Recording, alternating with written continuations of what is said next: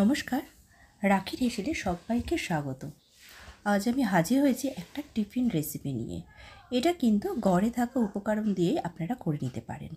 খেতে খুব সুন্দর, আর এটা কিভাবে করতে হয় সেটাই আমি আপনাদের কাছে শেয়ার করলাম। দেখুন এটা কিভাবে আমরা করি, খেতে দারুণ লাগে। এখানে আমি 1 কাপ ময়দা নিয়েছি। ময়দাটাকে একটা ডিম দিয়ে দিলাম ময়দাটার মধ্যে। আপনারা চাইলে বেশি ময়দা নিতে পারেন, তখন 2টো ডিম দেবেন।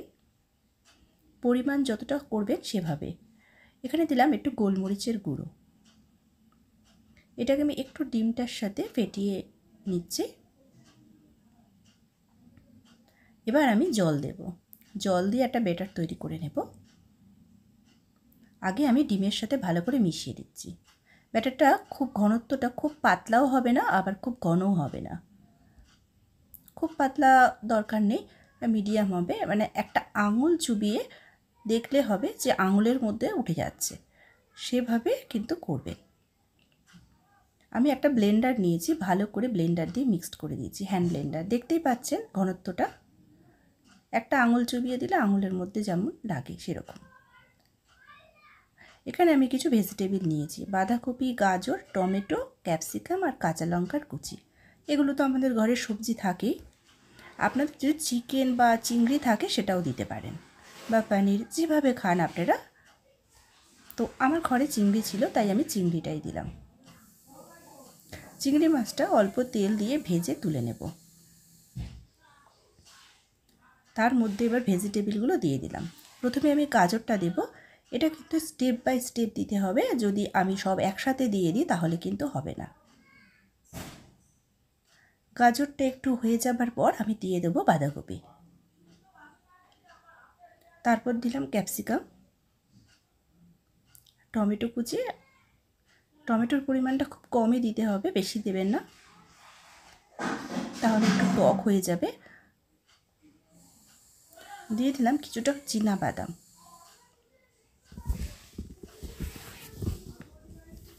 এটাকে একটু ভেজে নেব। কাঁচা লঙ্কাটা দিয়ে দিলাম। সবজিগুলো ভালো করে কুক হয়ে যাওয়া পর্যন্ত দিয়ে দিলাম সামান্য নুন স্বাদ মতন, আর দিলাম গোলমরিচের গুঁড়ো। সোয়া সস 1 চামচ।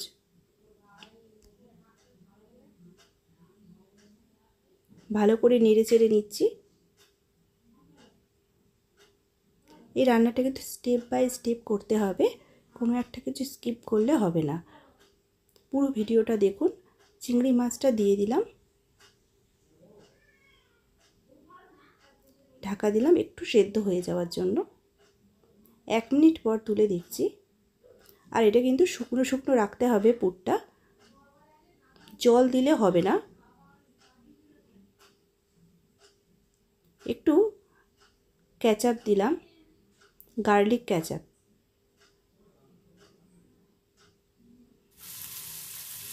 সামান্য চিনি।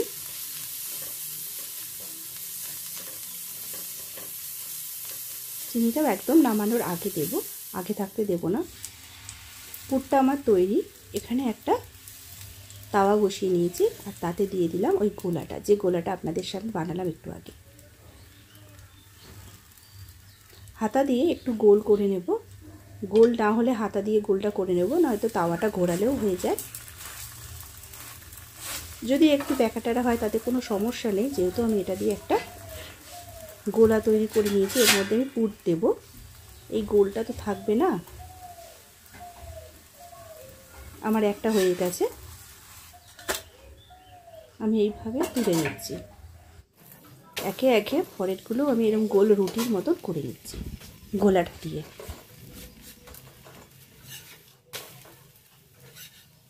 আরেকটা করে নেব।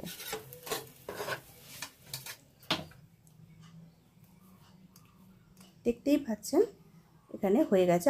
আমার এখানে 4টে হয়েছে 1 কাপ ময়দায়।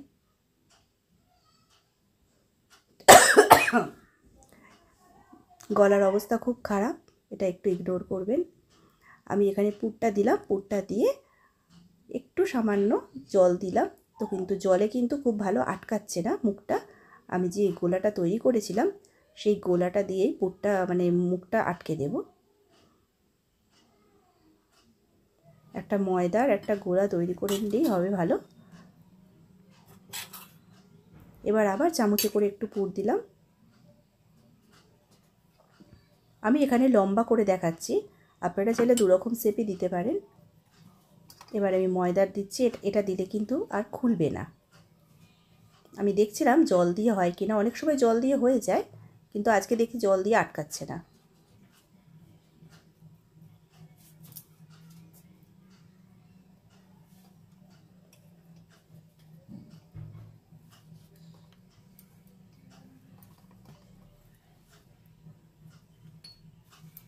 এরকম চৌকো করে নিলাম। আপনারা চাইলে চৌকোও করতে পারেন, গোলও করতে পারেন। এটা দেখুন এগ রোলের মতো করে নিয়েছি। আমার মনে হয় এই শেপটা করাই বেশি ভালো।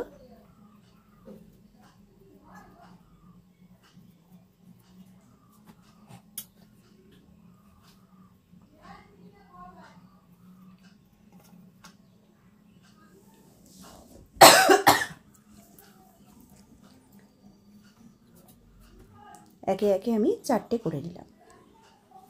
এবার সে তাওয়ার মধ্যে আমি তেল দিয়ে দিলাম।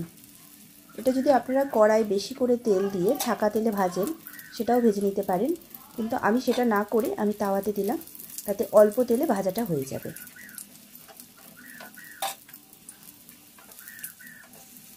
খুব ভালো লাগে। বাড়িতে কেউ এসে গেলে নতুন একটা রেসিপি তাদেরকে খাইয়ে মন খুশি করে দিতে পারেন। আমার কিন্তু খুব সুন্দর লাগে এটা খেতে। আপনারা অবশ্যই একবার ট্রাই করবেন, আর ট্রাই করে আমাকে কমেন্ট করবেন। বাইরে থেকে হবে খাস্তা আর ভিতর থেকে হবে জুসি।